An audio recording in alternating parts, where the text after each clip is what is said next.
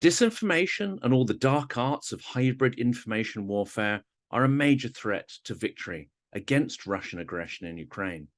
Disinformation seeks to create an image of Ukraine as an enemy and obtain a social mandate within Russia to implement Putin's imperialist policies.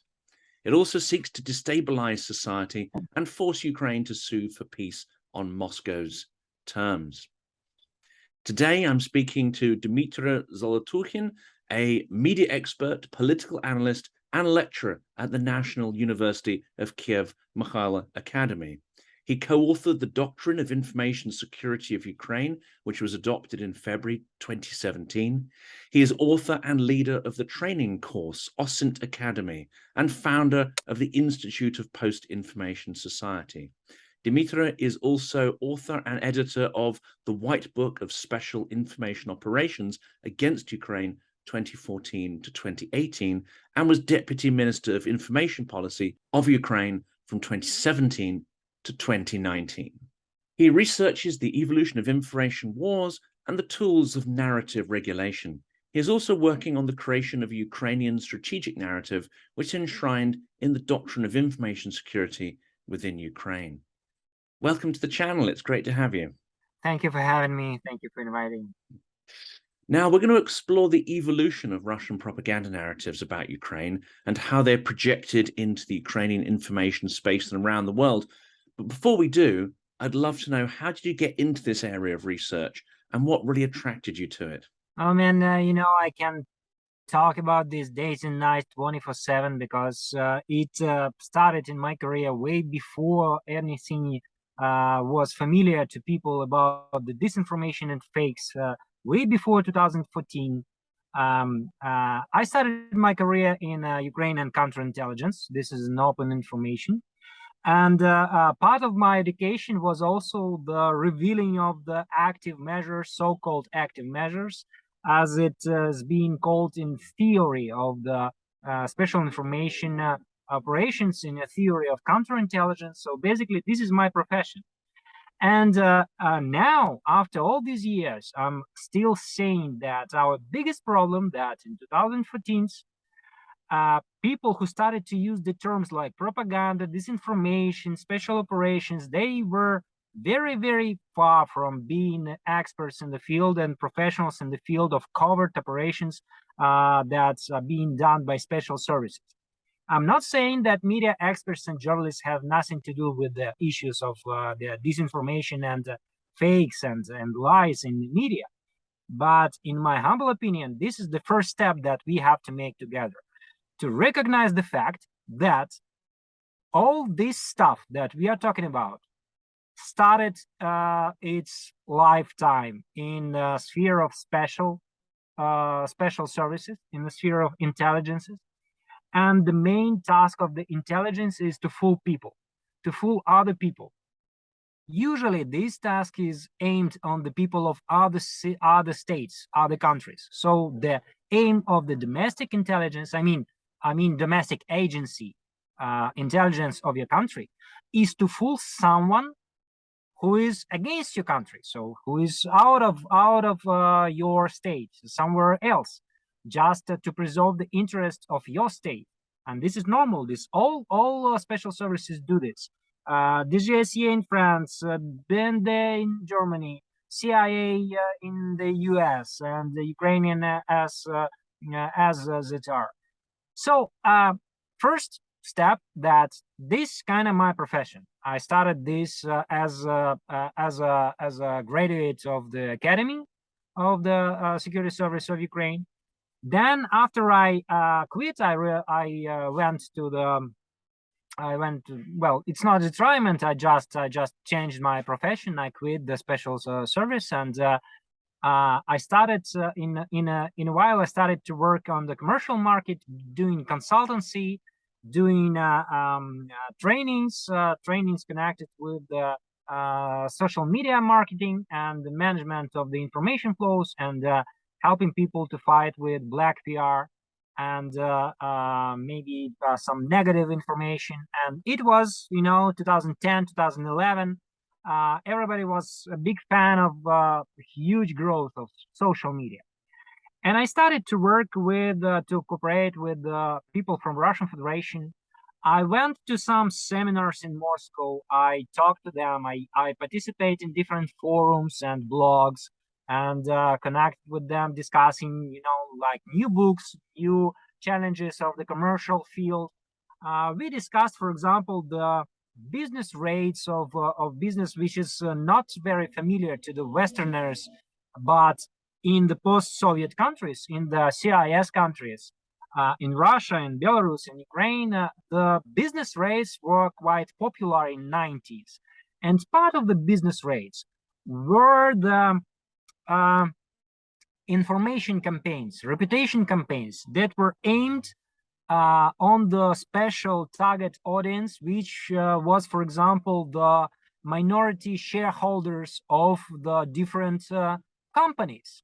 So the aim of the information special operations was to assure the minority shareholders that the asset is being run very poorly. And of course, it was against the interest of those shareholders because it was the manipulation. So that was a bunch of my activities back in times.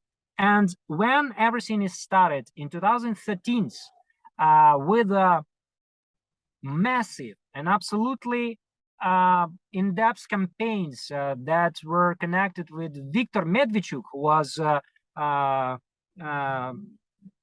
they say, you don't have this word in English. Putin was a godfather for his children, actually. Viktor Medvedchuk is a leader of one of the nowadays opposition pro-Russian parties. Now he's in jail. Now he is under the prosecution, but then back in times he was a leader of several people's, movements, discussing the issue how good that is to campaign with Russia, to do the customs union with Russia, not do the union, not do the association with European Union, because you know what? In European Union, there are some zoophiles, pedophiles, and different faggots are living. This is why we have to stick to our Orthodox brothers in Moscow and stuff and stuff. So when 2013 and 14 came, I was kind of, familiar with all these instruments and methods that were used by the special services. And Viktor Medvedchuk campaigns was also the part of these special services methods that were directed to Ukrainian audience. So in 2014, when the war has started, when Russia used this proxy warfare and hybrid warfare to annexate Crimea and to start a war in the east of Ukraine, basically I had an opportunity to implement my knowledge and my experience. And we started from there was a special government body newly made, the Information Analytical Center of the National Security and Defense Council.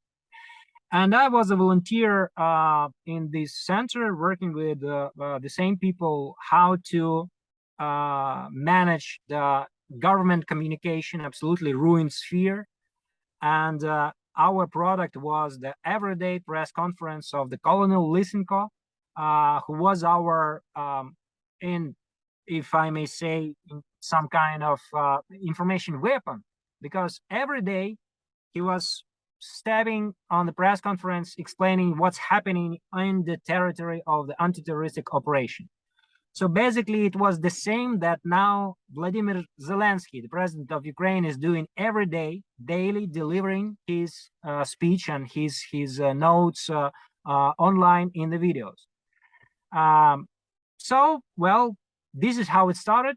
Then after some time, we have launched several projects. As you said, the OSINT Academy, the open source intelligence. My aim was very simple. I explained it on the example of such terms as media literacy and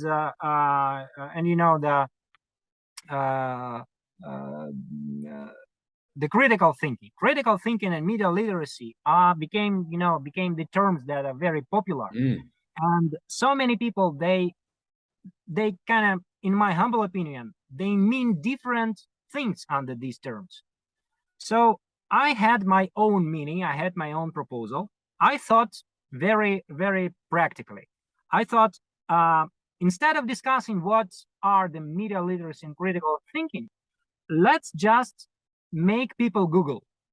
Let's just make them know how to Google. It's very simple. So if you are confused, if you get some information that you feel that threatening you, or maybe it's disorientating you, just Google. This is like so very simple. Just one word. It's not about convincing them of one point of view or another, pro-Russia, pro this. It's just how do you search for basic information? Absolutely. Just like make some job. Just give the work to your hands. Just type a couple of keywords. This is not saying that you will be safe. This is not saying no one can guarantee you safety or anything in the information sphere. That means that you might get second, third, or fourth opinion. Nothing more.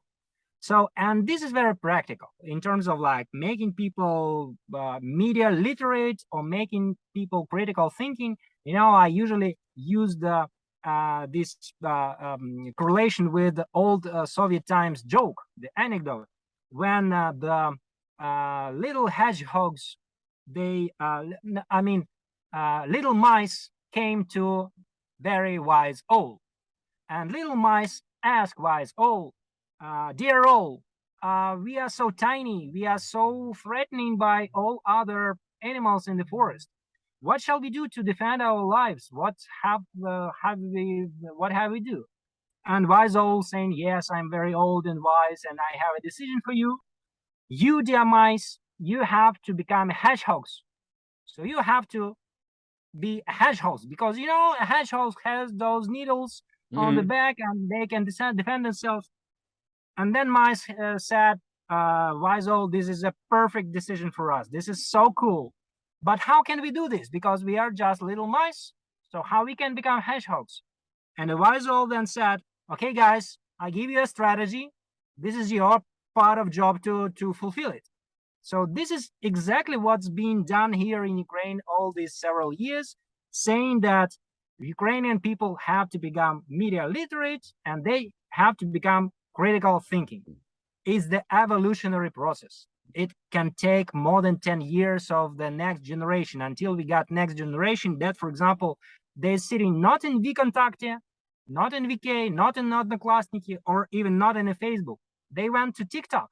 So just generation, like they didn't become media literate. They didn't become more safe. They just changed the way they think. They just changing the way they consume the information. So this is evolution. This has nothing to do with the critical thinking of, you know, like making people think in another way. And there's just as much rubbish on TikTok. I mean, there's just as much toxic material on that platform. It doesn't matter. It doesn't matter because this is the same. So people just behaving this way. So in the end of the day, my humble decision that I try to promote, let's make them Google. That's all. Let's make them Google, because Google can give you some food to think. And it cannot save you from anything. It cannot make you safe. So if you're done, you're done. If you like to consume some let's be polite, bad materials from Russian Federation news sources, and unfortunately we cannot help you. Well, what we can do, we can give you Google, and Google is a perfect tool. And well, of course, it's not only Google, it's not only one service. However, you know that now Facebook and Google and big tech is also being accused in ability to manipulate others because of the search engines, because of the different algorithms that Facebook is using on the social media, and so on and so forth. But you cannot do anything with this. You cannot assure people that your opinion is good and right and someone other's opinion is bad. And frankly speaking, in my humble opinion, this is what now really happening in the information sphere. The disinformation as a term and as a sphere of people's interest, it absolutely finished. I believe that there is no disinformation anymore. This is the way of thinking, because the willing of the Russian people to destroy Ukrainians, it's not because of disinformation. It's because they evolved and they decided that the only way of living in Russian Federation is to kill all Ukrainians. Well, maybe it's a bit exaggeration, but on the other hand, when you like see those TV programs on the Russian television, how they say that we're gonna nuke you. Oh no, we're not gonna nuke Ukraine because we want to live there. We're gonna nuke Great Britain. By the way, I'm not even Berlin, great. Warsaw. It was just on yesterday as well. Warsaw, yeah, we knew. So this is not disinformation. This is literally how they think. So in the end of the day, we do not have to deal with disinformation anymore, because it's ridiculous to fight disinformation because they really think so.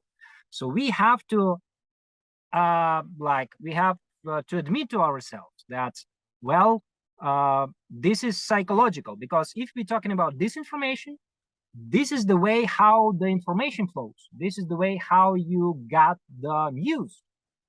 But if you want to nuke someone, this is the way how you think you're gonna survive on this planet. And is there a big difference? I mean, if we compare Soviet propaganda, it was trying to push a particular idea, a particular concept of how to live, almost a belief system. And the fact that many Russians didn't believe it, they knew it was nonsense. So you had this dissonance between the propaganda and actually what people could see in their own lives. Now it's a little more pernicious, a little more toxic, isn't it? Because the propaganda is pushing almost a purely imperialist objective. And as you say, it has elements of genocide there as well. But the idea of imperialism is quite attractive to many Russians. So you no longer have this dissonance between the propaganda and, how some people will perceive it, in Russia at least.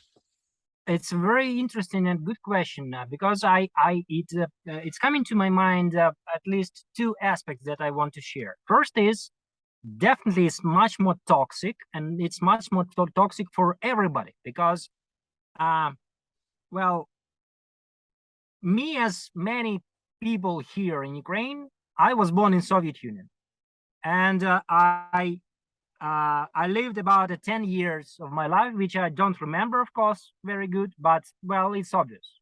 It's obvious that this is the history, this is how things are going. And even in the worst Soviet times, there was no any narrative in schools, in kindergartens, in universities that we're gonna nuke someone. We're gonna nuke someone because this is what we want to do. This is how we survive on this planet. The Soviet Union was built on the history of the World War II, which was the greatest trauma the humanity ever had. And Soviet Union, including Ukraine, has lost about 50 million people in this trauma. Ukraine has lost about 8-something million people. So it is ridiculous to figure out, to think that someone in Soviet Union could say such words on TV, that we're gonna nuke someone. This is that was haram. I don't know how there's a red line, absolutely. Yeah. It's beyond of everything. It's like you're not even insane, you are criminal. But in the same time, when we're talking about the toxic environment for the information space, now we feel this toxicity because of the absolutely interconnection of different information flows. We see this, we consume this from the social media, from TV, from YouTube, from everywhere, and it's being toxic only when we consume it. So getting back to the issue of pluralism, and this is second aspect that I wanted to share with you. So in certain way, I don't care whether Russians want to live in pluralism of thoughts or whether they want to be inside the kingdom with a totalitarian regime. If they want to make this choice, this is for them to make it. So if they want to live under the pressure of totalitarian genocide inside the Russian Federation, okay, that will be it. Give it that chance. With the only option that no one has to comply with this. Else, I mean, if Russians want it, let them have it. But Ukrainians, they do not want it, and we have it through the social polling. We see it through the two revolutions in like 10, 12 years, in 2004 and in 2013-14. We can see through absolutely different actions that are very visible. It's not in the media even. It's not even in the, when you go somewhere in line to buy a beer, I mean, in a bar, in a supermarket, and you see how people behave. They know that they can defend their rights to get the product they want. They can make a discussion, even some kind of a fight with even a history teachers if they want. If they don't want, if they don't want some guy to teach their child for some things that they dislike. This is not neither bad nor wrong, no good. It's just how people accept the rules. So how did that emerge? I mean, this is fascinating to me because Ukraine's been independent for 30 years, since 1991. And it just so happened that 1991, 1992 is the first year I actually visited Russia. And at that point, you're emerging from the same political system. You're emerging from the same sea of propaganda, the same textbooks, the same version of history. 30 years on, however, Ukraine is a radically different society than Russian, despite superficially there being material similarities in, say, Kiev, Moscow. There's a high level of affluence, etc. But fundamentally, there's some really important social and political differences, aren't they? How did that evolution happen that they drew so far apart? This is another absolutely great questions. We worked on it days and nights. You cannot even imagine how much time we spent on the understanding of this issue, because this is really a thing how we can understand this, because we had the same question. How, for example, how Poland could go so far from this socialistic camp, how they can evolve so quickly. The same is for the Baltic states, how they could create such a nice patterns of behavior inside, and so on and so forth. And then of course the part of the job was how to find out what is the biggest difference between Ukrainians and Russians. And it reminds me about one case, just like a story from life, and I think I will tell it to you. We were going to Mariupol, the city that is on the Azov Sea. It is now absolutely destroyed and occupied. We expect that we will not have the real number of victims and death toll in next several years, because the level of the violence there was just absolutely unprecedented. But the story was that we went there to arrange a certain conference and a roundtable and a seminar in the Mariupol State University, again about the disinformation, about the cybersecurity and stuff. And my colleague, who is a professor of the Kyiv Institute of the International Relationship, he said to me, Dima, just pay attention when we make stops on the train stations, when we go from Kyiv to Mariupol. And the road from Kyiv to Mariupol on the railway takes about 20 hours. A really big one, because infrastructure is poor, the trains are not very fast, and there are many stops. So we going on the train, discussing some different things, and then when we have a stop, we go out of the train, of the wagon, to have a cigarette, or to have to buy a beer, or to see what is happening. And we seen that on each station, there are some different people who selling something. I mean, I don't know, it might not be allowed in United States or European Union, but in Ukraine it's still available. So some babushkas, some grannies, children, they just coming selling some, stuff like beer, like cakes, anything. And then there is a place, there is a station somewhere in the middle of the way when it's stopping, when you're going out of the train and no one is coming, no one is selling anything. And then this professor told me, Dima, look, so there is really a problem in this country, because some people who live on the same territory, on the same country, they know that their future in their own hands. So if they want to eat another day, they have to go to buy a beer for $1, to go to the train and sell it for $2. This is how it works in all the world. You're doing some stuff, you're getting some money, and you're ruling your life.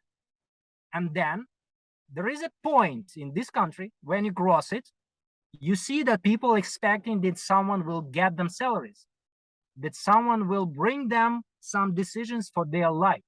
When someone will go to them and say, okay, I know what you have, how you have to behave to become happy, become healthy, and so. In exchange for this knowledge, you have to give me your freedom. So you have to behave like I told you, and you will be okay. So, and this is a real thing. In my humble opinion, this is that picture.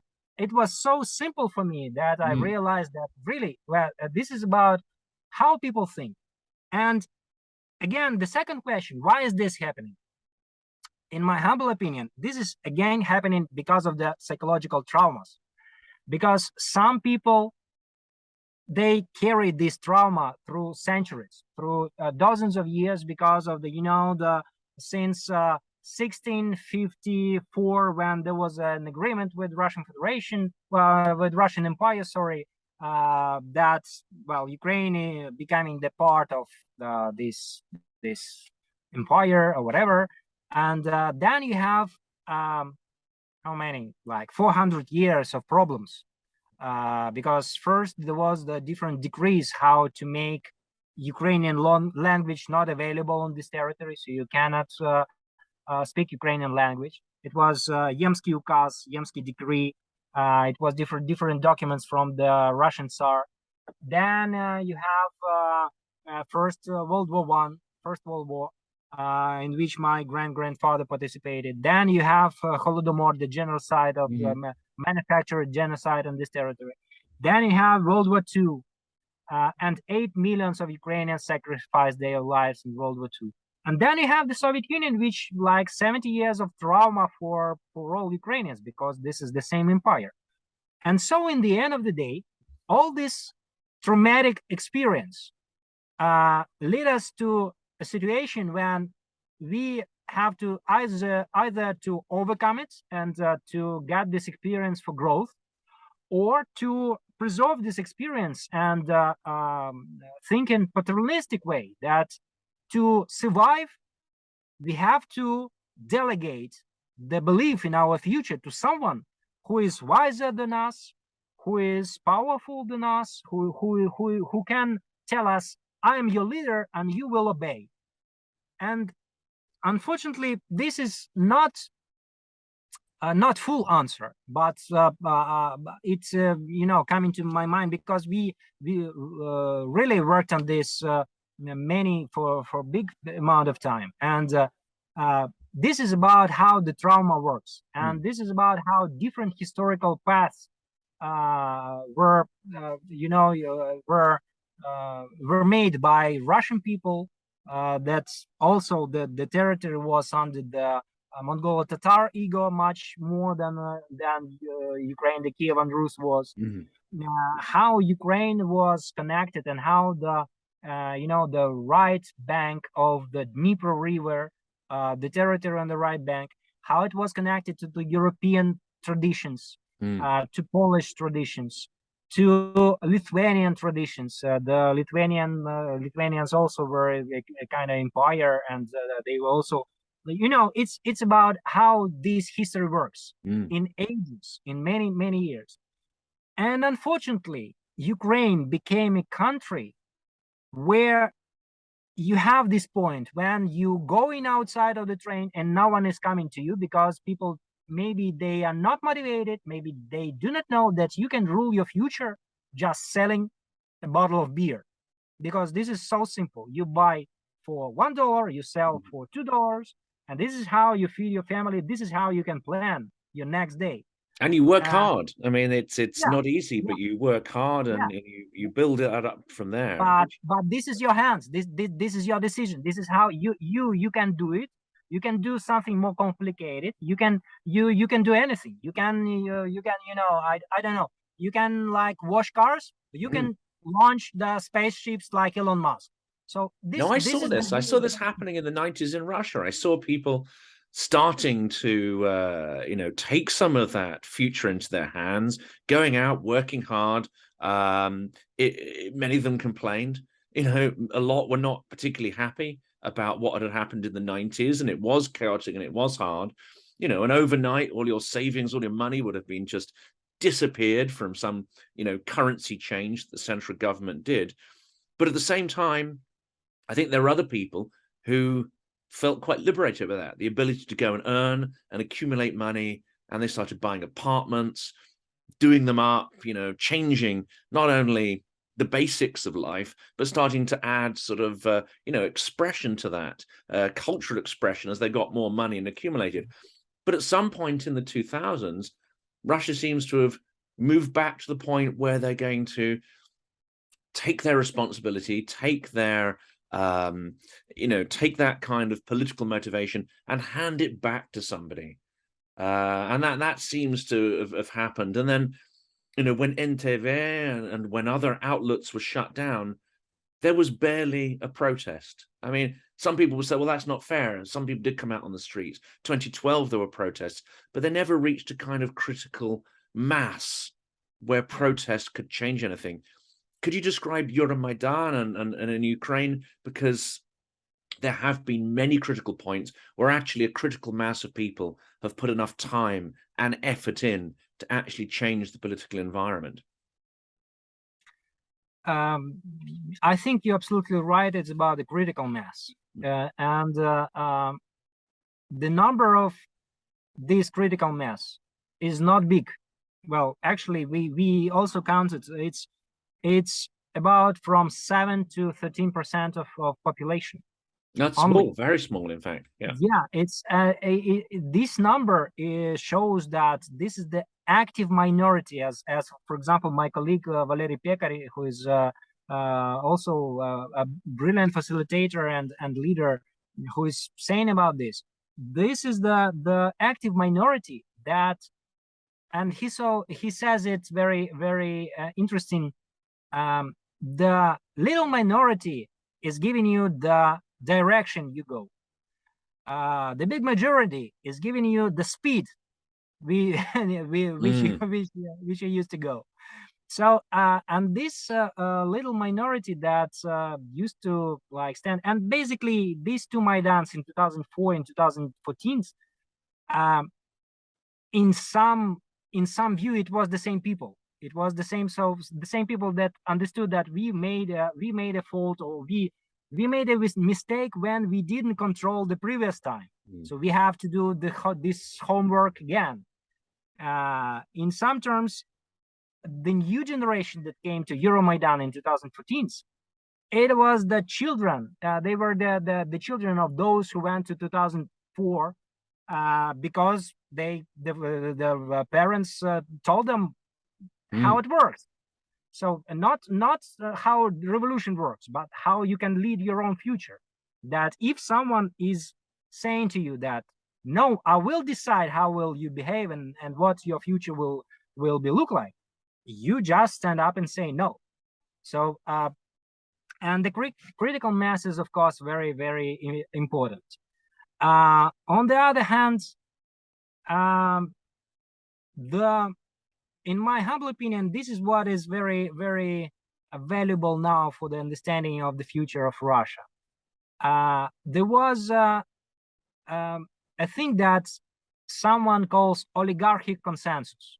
So consensus between different rich people that provide some impact on the political environment of the country. And the power and authorities in Ukraine always in last 30 years was the result of this oligarchic consensus, either the clash or consensus or some kind of balance. And in Ukraine, oligarchs are maybe one of the biggest sources of corruption. On the other hand, they are being attacked by the civil society. This little minority that used to go on the streets and say no. And the corruption against the judiciary, because the oligarch class has also had a deforming effect on the judicial and court proceedings, haven't they? Not also forgetting about the legislation branch and the executive, but judicial is also very, very and still critical. On the other hand, I'm trying to figure out how to say it. In my humble opinion, what has happened in Russia is a bit different from what has happened in Ukraine with this oligarchic consensus, because Vladimir Putin, as a president, was also the part of oligarchic consensus that was in Russia. And there was a time that called this Semiboyarshina, which is like seven big finance tops, men that make a decision and so on and so forth. So maybe partially this is a fairy tale, partially this is truth, but he was the result of this consensus. But then this consensus shifted to people who worked in KGB. So now the majority of political elite of Russian Federation consists of the KGB people. KGB is the dead organization with that ideals and values and stuff. I started I know because I've been to not to KGB, but I've seen those people working in KGB. I've seen absolutely brilliant personalities who worked in intelligence bodies all over the world, in Africa, in South America and stuff, and they were absolutely wise, intelligent, passionate and stuff. But when you look at those people, you understand that everything they fought in their lives and everything they committed to is already dead, because Soviet Union is not existing anymore. And you cannot use the time machine to go to the past. And this is what these people are doing, unfortunately. So now all the Russian society, all the Russian oligarchs, if they have that, now I don't believe in Russian oligarchs, because Russian oligarch now is not a businessman, he is appointee. So this is a person who is personally appointed by Vladimir Putin to own some assets in Russian Federation. If Vladimir Putin will change his mind, so this guy is done. So he will just be killed or or jailed or whatever. So there are no oligarchs now in Russian Federation. I don't think that's well understood in the West. I don't think that's well understood in the press. When you look at the press narratives as well in the West, is that we tend to still think of Russia as an oligarchy, but it's not an evolutionary stage onto anything else. In fact, it's been shown that those oligarchs have no power, no political influence whatsoever. No connection even with Putin anymore. They can't get an audience with him or get their points of view across. Do you think, therefore, in Ukraine, this oligarchical stage is actually an evolutionary stage towards a more pluralistic society? Perhaps it was sort of inevitable, perhaps it was even necessary, but you are moving from that stage of evolution to the next one, whereas Russia's descended back into, I think of it as a monocracy. That's where you have a single individual who perhaps represents a very tiny elite, which is the FSB, and every single decision in that society is informed just by that tiny, tiny group of people. Me personally, I don't know if we could have another path, because, you know, it's not about only the society, it's about economy, it's about the ability you know, uh, to grow the business, to grow the money amount in Ukraine, and to deliver the products, and to create some kind of industry. So everything these that I'm mentioning, it was crucial for the making Ukraine you know, normal state, not a failed state, but normal state. And maybe partially, however, I don't know, I'm not an economist, partially it was made because of these big businessmen whom we call the oligarchs. Now and nowadays, for me personally, Elon Musk, Mark Zuckerberg, and, you know, George Soros, they are the same oligarchs for me as everyone else, just more evolved, more efficient, more intelligent, more responsible for the future of this planet. Ukrainian oligarchs, yes, they still playing a great role. Now there is a populistic legislation in Ukraine that has been promoted by Volodymyr Zelensky and by NSDC about the list of the oligarchs. Me personally, I'm too skeptical about this, about listing someone, about making someone like feel uncomfortable. However, you know, I think that, again, this is again the big part of evolution of the country, who is going from the post Soviet state to a normal state and then to European state. Euromaidan and Revolution of Dignity, as well as the Russian invasion and Russian hybrid warfare in 2014 and full-scale invasion in 2022, this is just a time machine for Ukraine. So everything is happening, you know, like in 5 times faster than it could be. So just because people don't have another option to how to survive. So now I think that we are much more closer to be a European state than even the normal state, because this is again the narrative that we're trying to promote, that we're not going anywhere, we're just getting back home, because Europe, the European values family for Ukraine is somewhere we belong. And unfortunately, because of the clash of empires, because of the decisions after the World War I, when majority of the people in Eastern Europe, they were allowed to organize their own states. Ukraine was not allowed to organize its own state, because after this Austrian-Hungarian Empire has failed, so very many countries became independent, and that was a very great step in democratic way of these countries. So now we just wait for about 1 century, because, well, we were forced to be where we not belong to. As for Russia, again, this is another thing. This is the scenario that this is the kind of public agreement that they decided and signed for together for some like 20-something years ago, back in 2000 or 1999, when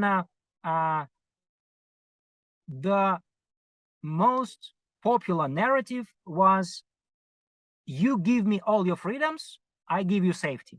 Stability, yes, economic stability in return for your individual rights, basically. And maybe, unfortunately, for the country like Russian Federation, maybe that was you know, like a fourth step back in 90s, back in the for a federation when it was the federation. Now Russia is not federation. United States is a federation, because each state has its own legislation and can preserve the rights of the people of the state in front of the federal government. Russia is not a federation, because none of the subject of the federation has any kind of rights to elect the local leader, because all the local leader in Russia, they're being appointed as well as oligarchs are. So everyone in Russia is appointed. So it's basically, it's not a federation in political aspect. Again, it is because this public agreement that they made, this unofficial agreement that Putin will give them some kind of stability and safety, and they will give him all their freedoms. And I think that in certain moments, they just failed to get them back. So yes, they needed stability and freedom badly, but in certain moment, they have forgotten how to take them back. And this is my biggest narrative also for European states. When I was telling them in 2014, since 15, 16, since 17, it's great when you have an ability to dance with a bear, because it's a great fun. It's a great fun. It's a big amount of money. Everyone is throwing money at you because it's a fun. It's very, very like big show. But you can miss a moment when a bear will bite your hand or leg or even your head. Or worse, So yes. this is just like it is. And coming back to something you said earlier, because I think there's an absolutely sort of fascinating topic here, which is media literacy. So all of the sort of black PR, all of the propaganda, none of this is going to go away. In fact, it's going to intensify in your point of view. So there's no point in fighting it head on. There's no point in even engaging with individual narratives. It's all about teaching people how to read materials, how to understand digital information. Is there a demographic divide, though? Because I spoke recently to Valeria Kovtun of the organization Filter, and she said that, yes, you can teach all age groups these techniques for digital literacy, but actually they're only really going to be effective in a certain demographic, a younger demographic. So practically speaking, how would you roll out, this media literacy campaign? Talking about media literacy, first question that I'm trying to solve is how we see the result. What aim we gonna achieve if we will work on this? What we want to achieve in this? In my humble opinion, this stuff about media literacy and critical thinking, it's a way how we empower people to make a choice. You have to be free before you making a choice, because this is how you can run your life. Because of the choice, you can either drink beer or vodka, you can either go into sports, or you can sit at home watching TV. But this is your choice.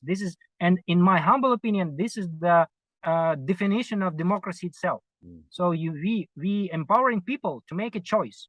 Once you made a choice, so if you made a choice consciously, and you, for example, you want to live in a totalitarian state and empire, so it's only on your own. So why make people do not believe in their choice? But the issue is that we have to discover how to build an ecosystem to empower people how they can make a choice. And this is about the critical thinking, because critical thinking and media literacy making you doubt in your own choice day by day. And if you doubt, you can evolve. If you doubt that your choice is right, you like measuring everything, you make another choice and stuff. And again, it's getting back us to the issue that this is like a part of the definition of the democracy itself. And people in their 20s and 30s, people in their 20s and 30s are going to be perhaps a little easier to work with, a little more open-minded, whereas their 50s, 60s, exactly. 70s, well, that tougher? I'm talking about this for a reason. In my humble opinion, it doesn't matter whom we work with. It doesn't matter, because yes, people in of the older age, the older they become, the less they flexible in making the choices, because there's a history behind them. But still, I know many cases and pro and contra, that even elderly people, they all the way they were talking Russian, they were saying that we have to be in peace with Russian Federation. And after the full-scale invasion, in one day, like that, they started to talk only Ukrainian with mistakes, with funny thing, but everyone respects them for this. So they just changed their mind. They want to be Ukrainian just because they are attacked, and this is how they preserve themselves. This is how they feel safety. Again, it's about the choice. But this choice was forced. This choice was forced. If Vladimir Putin would not invade back in 2014, maybe we would not talk with you because Ukraine was still a pro-Russian state. And again, getting back to democracy, if people on this territory, they thinking that it's better for them to, to stick to Orthodox beliefs, to Russian language or whatever. But again, it's not about democracy, it's about invasion. It's about the ability of Vladimir Putin to take all these people to the past. He wants to take all of them to the past because in the past, he is a great guy of KGB working in Germany. He has he has his thing hard, and he's very active and stuff. So he just want everybody to get back in the past. So this is impossible, and he's using his force for this. So this again has nothing to do with the media literacy. We don't have to fight with the fakes. We have to fight with a guy who uses the missiles to take everyone to the past. If we're talking about critical thinking and media literacy, about instrumental things, for me personally, it doesn't matter whom we work with. Yes, minors and children and pupils and students, they are very flexible, not because they are young, because we can make them educate. We can, literally say, you go to university because I'm your father and you have to evolve. We cannot do this to people in their 20s or 30s, but we can make it sexy, make it interesting for them, make it fun, make it gamificate.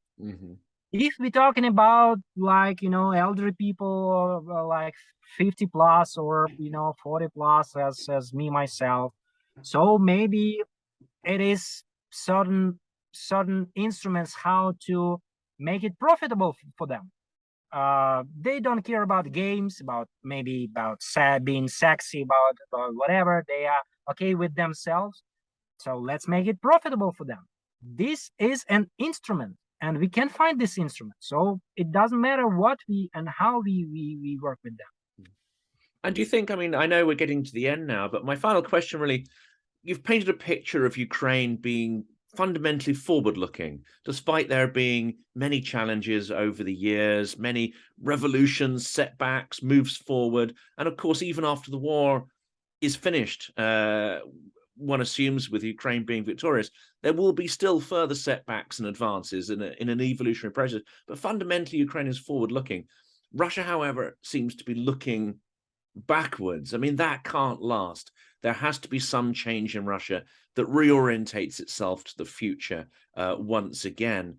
But that may be many years away. That may happen tomorrow. It's inherently unpredictable now, isn't it, what's going to happen there? I would put it in a bit another way, because I think that there is a different logic in this, processes of thinking how the future can look like. Ukrainians, in my humble opinion, and I have a ground for saying this. In my humble opinion, Ukrainians are the people who have a focus inside of them. So it's it's more, in certain way, it's more, far eastern mentality, when you concentrate about what is happening inside you, what is happening in your country, with disregard of anything happening outside. In Ukraine, in my humble opinion, future is impossible until these new traumas will be overcome, because all Ukrainian history of the last 4 centuries is a total traumatic experience. And this full-scale Russian invasion into Ukraine, this is another absolutely nightmare traumatic experience because of Bucha, Izium, Mariupol, Melitopol, Kherson, Kharkiv, so many cities and so many victims of this. So what Ukraine should do and Ukrainians will have to do, because they you are saying about the growth and setbacks, and you know, it's impossible if we're talking, for example, about individual. You cannot push him forward before he worked on his or her trauma inside him, because it's just impossible. And now people are very aware of it, because you know, they're going to psychiatrists, become a new like normal culture, because you're working about yourself. It's about you, about how you working on yourself, how you make yourself healthy. So if we're talking about Ukraine, it's about how Ukraine will overcome the trauma. The first option and the first step how Ukraine can overcome the trauma is the absence of the permanent threat to Ukrainian nation. The permanent threat to Ukrainian nation is Russian Federation, despite of the fact who is ruling this country. This is like absolutely axioma. This is even no any discussion about this.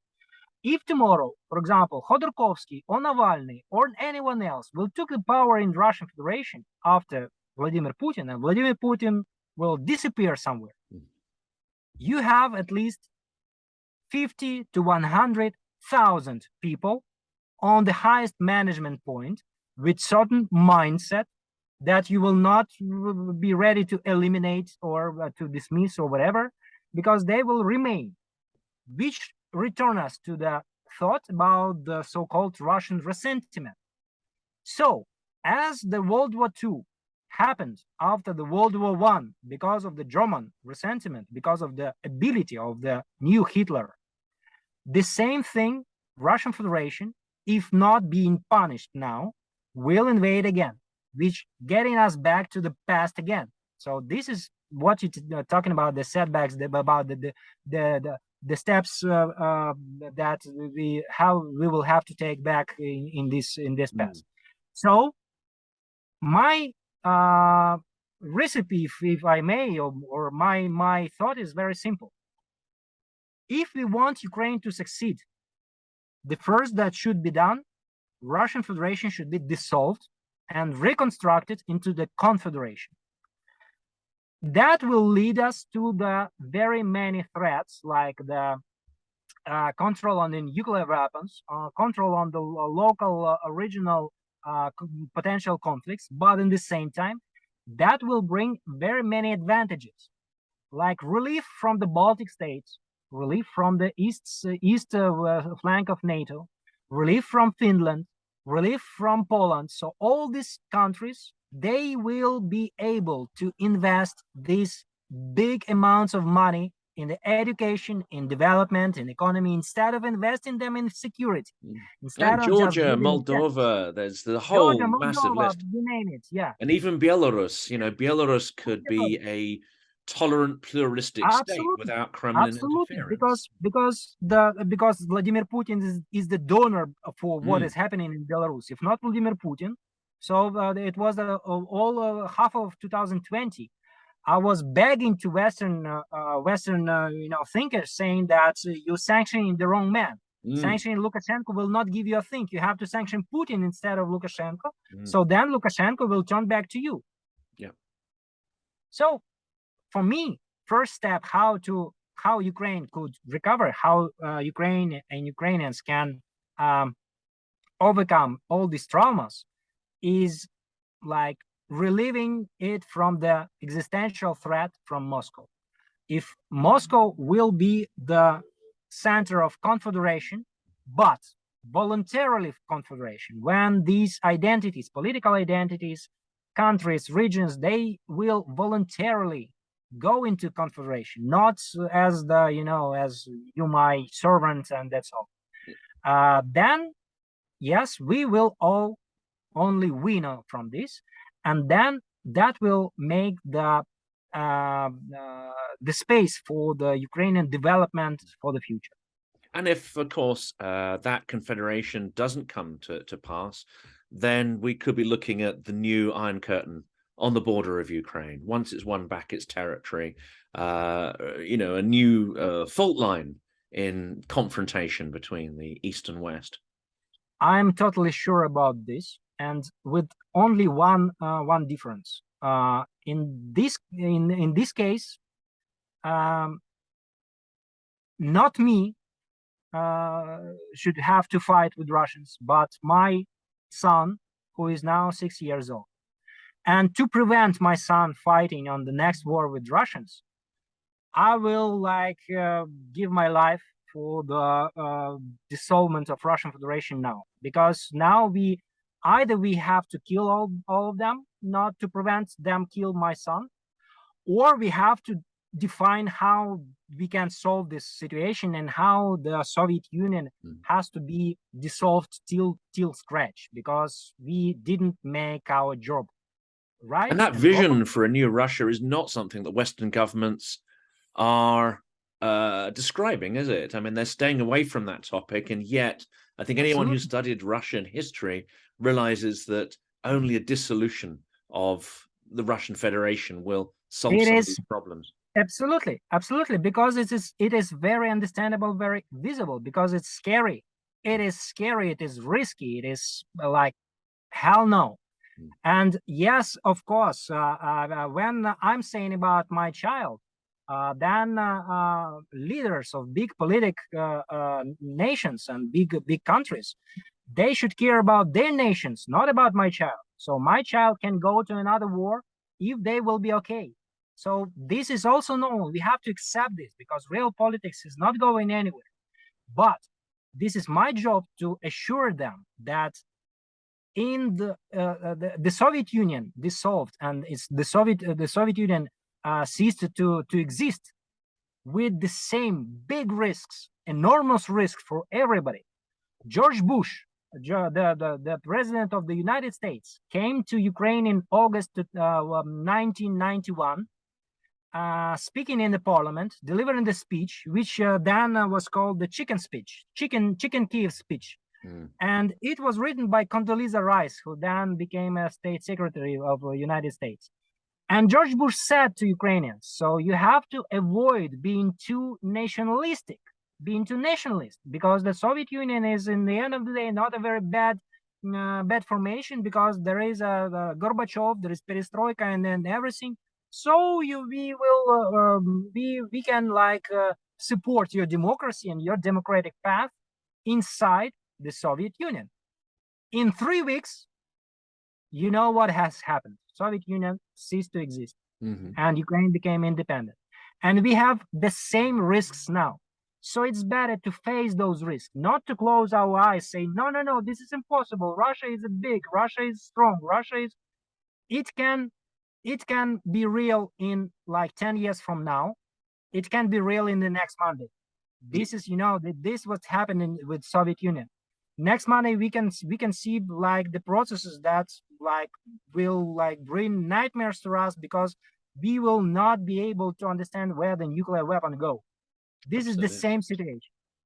And I think just to conclude then, I mean, what Ukrainian victory is far, far more certain, I think. What happens in Russia at this point is extremely uncertain. And to see Germany and other countries basically hedging their bets, trying to still hold back from tackling the Russian problem, but probably in the hope of resuming trade, resuming normal relations, that's just not helpful. That's not going to help anyone in future.